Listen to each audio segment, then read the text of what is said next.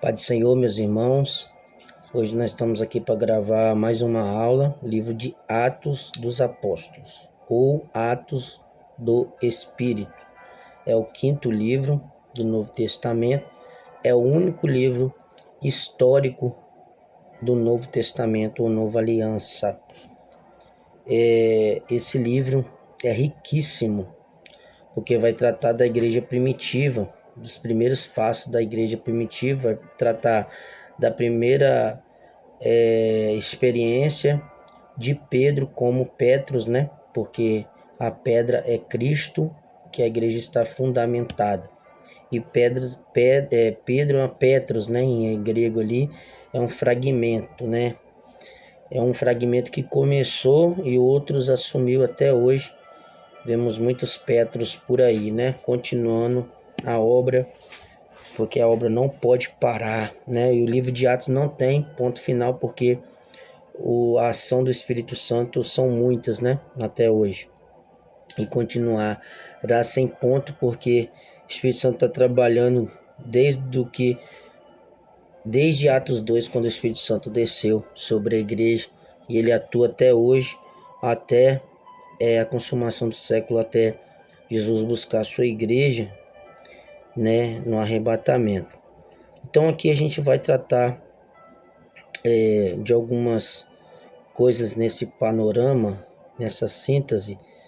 E o autor, né, eu falei de Mateus, propriamente dito, Mateus escreveu o livro de Mateus, Marcos, Lucas escreveu o livro de Lucas e o livro de Atos. Esse médico, ele não era judeu, ele era grego, e ele escreveu também um homem de sabedoria muito grande, intelectual. E o livro de João foi escrito por João mesmo, né? João escreveu 1 João, 2 João, 3 João e Apocalipse, né? E Lucas escreveu o livro de Atos aqui, e o livro de Lucas mesmo ao nome dele. E o tema central, ele nos mostra a expansão do cristianismo de Jerusalém para toda a Judéia, Samaria até os confins da terra, cumprindo a missão que Jesus tinha havido dado aos seus seguidores. O livro enfatiza o papel do Espírito Santo em capacitar os crentes a testemunhar e afundar igrejas, não afundar, tá, irmãos? Fundar igrejas em meio à oposição.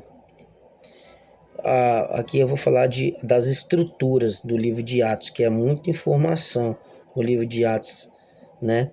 Mas eu quero aqui, numa síntese, explicar para os irmãos em um resumo breve, rápido e que seja didático para os irmãos entenderem. A estrutura, principais seções, uma forma útil de ver o panorama de Atos por etapas, eu separei aqui. Primeira parte, Jerusalém é o começo da igreja, a ascensão de Jesus e a promessa do Espírito Santo, Atos 1. Pentecostes, o Espírito Santo desce, a igreja nasce, em Atos 2. Crescimento inicial e os primeiros conflitos. Segunda parte, expansão para Samaria e além. A perseguição impulsiona a missão, a convenção de Saulo, que se torna Paulo. Pedro prega aos gentios em Cornélio, lá em Atos 10, né?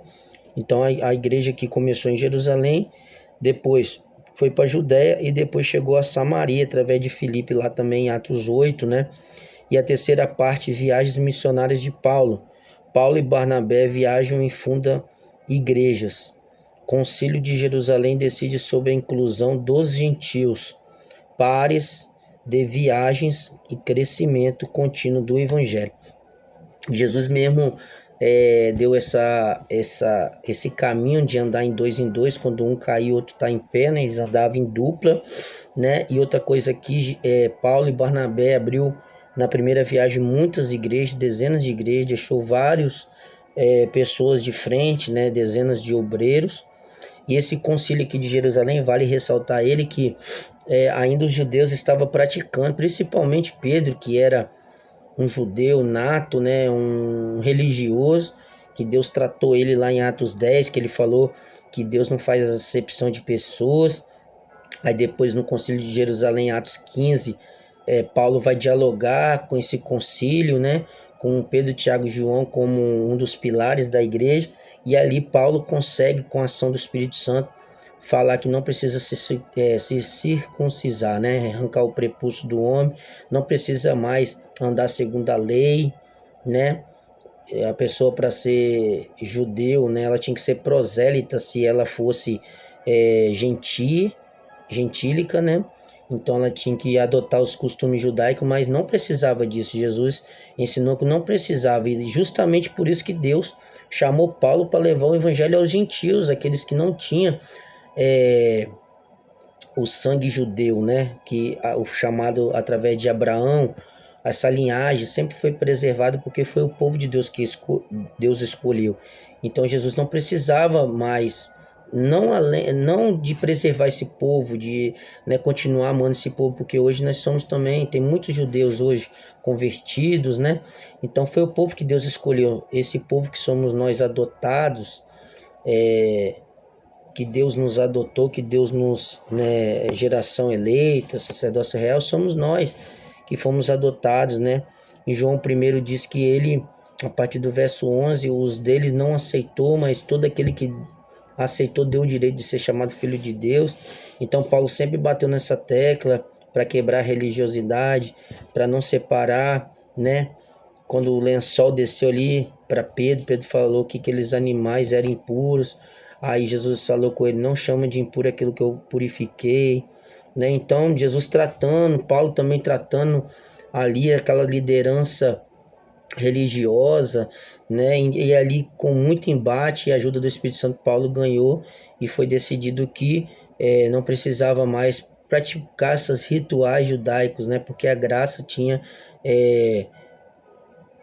cobertado a lei, né? Ou seja, uma dispensação nova entrou e não precisava seguir mais, porque Jesus ele não descumpriu, ele cumpriu toda a lei para trazer uma nova aliança, né? Então Jesus ele é o cumprimento da lei. Então quando cumpre a lei se traz uma nova aliança em Jesus. Era isso que Paulo estava tentando explicar, trazer com a ajuda do Espírito Santo. Ele conseguiu e eles mudaram de opinião porque contra fatos não há argumentos e a igreja ali decidiu pelos cabeças, né, que Paulo estava certo e graças a Deus deu certo até hoje, apesar que hoje ainda existe essa religiosidade, né, pessoas ficando na porta para os outros não passar, mas ainda devemos defender o verdadeiro evangelho que deixa todos entrar, mas não pode permanecer como estás, né? Mas a gente não pode impedir de entrar, seja qualquer um, né? E a quarta parte, Paulo até Roma, né? Prisões, defesas e viagens. Paulo sofreu muito, marcas de Cristo, né? Na pele e no coração, na mente. E a chegada de Paulo em Roma, pregando o evangelho até o fim do livro. Personagens principais do livro de Atos: Pedro, liderança inicial em Jerusalém; Paulo, antes Saulo, figura central nas viagens missionárias. Ele escreveu 14 epístolas, né? Ele escreveu, agora nós vamos estudar de Coríntios até Filemon, né? E a gente vai estudar as cartas paulinas nas próximas aulas, né? E a gente vai entender melhor quem é Paulo e como Deus usou ele tanto para poder ser esse homem até hoje, um herói da fé para nós. Barnabé, João, Estevão, Filipe, Cornélio e muitos outros envolvidos na expansão, os personagens principais, são muitos, né? Mas as figuras são essas, maiores citadas no livro de Atos. E o sexto, a mensagem e o propósito. O livro tem várias finalidades, entre as quais registrar historicamente os começos e avanços da igreja cristã, mostrar o poder do Espírito Santo capacitando os crentes, demonstrar que o evangelho se tornou universal, alcançando tanto judeus como gentios, e incentivar a fé e a missão contínua da igreja. Então, o livro de Atos, ele não mostra somente historicamente o começo da igreja, como começou, como ela foi estruturada na doutrina dos apóstolos, no partir do pão, ali em Atos 2, no finalzinho, fala muito disso. Muita gente, como Barnabé, vendia suas propriedades para a igreja avançar, precisa do poder aquisitivo, precisa do dízimo, precisa da oferta, né? uma igreja ajudava Paulo, outra não, mas mesmo assim o evangelho foi propagado, né? A Bíblia diz que as mulheres financiavam e muitos homens também, como José de Arimateia, Nicodemos, também eles patrocinaram o ministério de Jesus. Jesus tinha que pagar imposto, ele falou, dá de César o que é de César, então ele tinha que movimentar, ele precisava de recursos, assim também como a igreja primitiva precisou dos recursos também.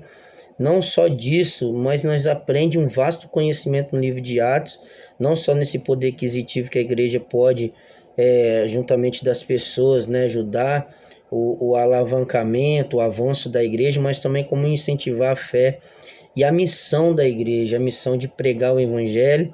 Jesus falou para a gente ser testemunha dele, tanto em Jerusalém, quanto no Judéia, quanto em Samaria, quanto nos confins da terra, onde nós passarmos, levarmos as boas novas, levarmos a cura, a libertação, a transformação, a regeneração, levarmos uma boa palavra pregada, um discípulo preparado, né? Aí tem aulas aqui no canal aqui de missiologia, como ser um missionário, como se comportar. Então, esse livro de Atos também ele complementa e ajuda mais e mais os evangelhos também. Com a ajuda do Espírito Santo não podemos realizar nada, né? Não podemos, as obras hoje realizadas há 2000 anos atrás até hoje, com a descida do Espírito, ela só é realizada com a ação dele. A gente não prega sem ele, a gente não louva sem ele, não dirige igreja sem ele, nós não fazemos nada sem o Espírito Santo, sem a ajuda dele, porque nós temos que ter esse auxílio, ele é inegociável, inegável, não tem como fazer sem a ajuda do Espírito Santo, né? O evangelho ele vai alcançar de forma universal, alcançando tanto quem é judeu ou não, mas com a ajuda do Espírito Santo. Quem se converte somos nós homens, mas quem convence é o Espírito Santo do Senhor, né? E o versículo chave do livro de Atos eu separei aqui, são muitos, mas o Atos 1:8 é o que marca muito, né? Mas recebereis poder ao descer sobre vós o Espírito Santo, e sereis minhas testemunhas até os confins da terra, né? O poder, quem dá é o Espírito Santo, e ele já desceu. E se ele desceu e temos poder em nossas mãos, a gente vai ser testemunhas dele aonde nós passarmos. Amém, queridos? Que Deus venha abençoar vocês e venha te dar graça em entender essa matéria, e que Deus venha te usar aonde você for, aonde você pisar, aonde você botar as mãos, Deus irá contigo através do Espírito Santo dele. Amém?